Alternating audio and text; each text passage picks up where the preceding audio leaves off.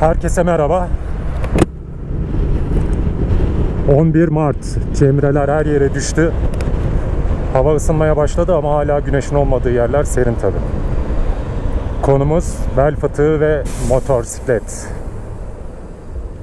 Yaklaşık 10 yıl kadar önce bel fıtığı olduğunu öğrendim.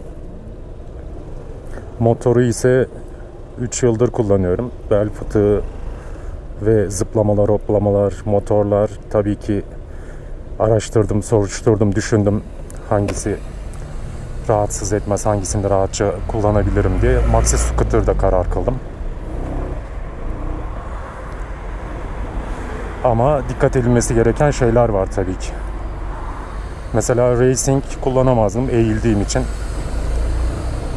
Ondan sonra gelen rüzgar belimize dönüyor biliyorsunuz. O da belinizi üşütür, yine rahatsız eder. Maxi Scooter'da dik duruyorum. Kaskın da ağırlığı var. Boyuna da dikkat etmek lazım. Çukurlara, tümseklere geldiğim zaman ayağımdan destek alabiliyorum. Ondan sonra bir de uzun yolda tabii ki bel korumalarımız var ya, onlardan kullanıyorum. İlk bel fıtığını hissettiğim zaman fizik tedaviciye gittim. Fizik tedavici sadece bir ilaç gibi bir tedavi yaptırdı. Ameliyata şimdilik gerek yok dedi. Yani ameliyattan ve ultrason, sıcak kompres falan onların dışında bir tedavi öneremiyor. Ondan sonra araştırdım ki doktor bilmiyormuş. Millet neler yapıyor? Manuel tedavi var. Ondan sonra yoga ile meditasyonla bu işten kurtulanlar var. Sonra spor doktorlarının bel fıtığı gibi konularda daha uzman ve daha bilgili olduğunu öğrendim. Jimnastik programına başladım kendi kendime. Yaklaşık 4-5 yıldır her sabah 5-10 dakika jimnastik yapıyorum. Bel çevresini güçlendirdim. Kemiğin ağırlığını azaltmak için. Öyle idare ediyorum. Çok olağanüstü ters bir hareket yapmadığım zaman bir şey olmuyor. Mesela bu yaz dalgıçlık kampına gittiğim zaman ağır oksijen tüpünü yanlış bir şekilde kaldırdım. O zaman bir başladı. Ama eskisi gibi ölümcül değildi. O bel fıtığı, boyun fıtığı ağrısını yaşayanlar bilirler. O acıyı yaşadıktan sonra insanın aklı fikri tamamen belinde ya da boynundadır. O acı asla çıkmaz aklınızdan. Allah korusun. Yani doktora da bisiklete biniyorum ben demiştim. O zaman bisikletim de vardı. Şimdi de var gerçi de. Bisikletin bir sakıncası var mı dedim. Olabilirdi, olmayabilirdi falan yuvarlak laflar söyledi. Ama yarış bisikletini önermedi tabii ki. Çünkü eğiliyorsunuz. Omurga sürekli öyle gerginliğe dayanamaz. Racing motor gibi. Benim bisikletim de ilk başta dağ bisikletiydi. Ondan sonra şehir bisikleti aldım. Onu da kullandım. Onunla da idare ediyorum. Sadece terliyken belimin rüzgar görmemesine dikkat ediyorum.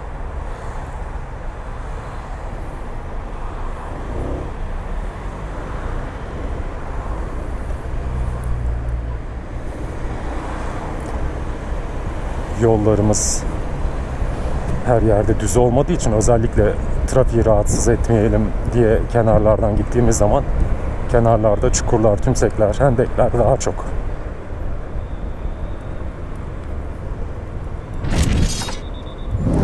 Motorum garajdaydı. Kışın bilmiyorum.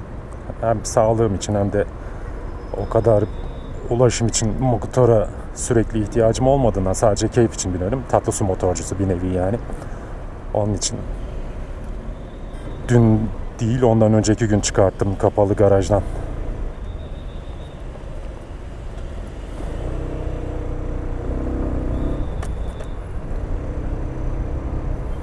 Şimdi de muayeneye gidiyorum. Motor muayenesi.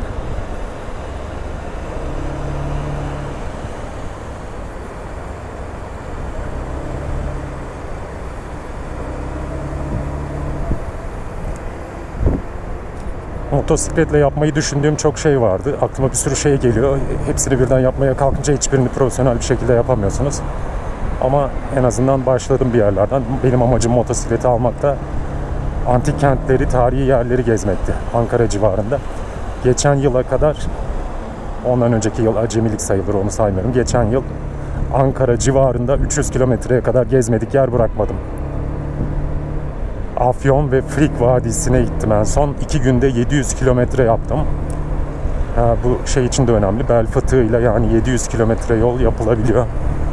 Çok da sıkıntı olmadı. Sadece sürekli sabit oturunca insan sıkılıyor. Kan dolaşımı yavaşlıyor. Onun için 1 saatte, 1,5 saatte bir inip bacaklarımı açtım. Hareket olsun, kan dolaşımı artsın diye. Bu yılda gerekirse gece konaklamalı 300 kilometrenin üzerindeki yollara gideceğim inşallah. Yanıma arkadaş da bulursam o zaman daha iyi olur. Hem her şey ucuza gelir, otel falan, hem de daha eğlenceli olur. Bu gezilerimi çekmek için bir GoPro aldım. Hero 4. Bir de mikrofon, motosiklette sorun tabii ki kaskın içine almayacağı için. Audio Technica mikrofon aldım.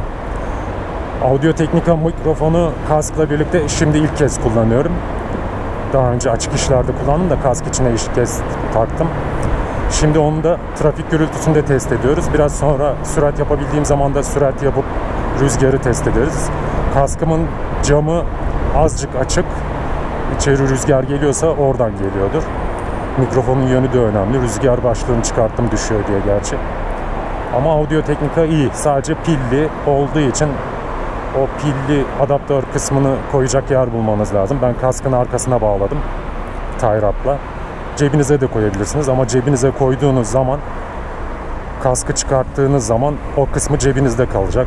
Onu oraya koy, bunu buraya koy, kablolar falan uğraşmayın dedim. Kablosunun boyu uzundu, 3 metreydi. Adaptör kısmını açtım, kablosunu kısalttım, 1 metre kadar kısalttım. Geriye 2 metre kaldı. Onunla erişimi görüyorum.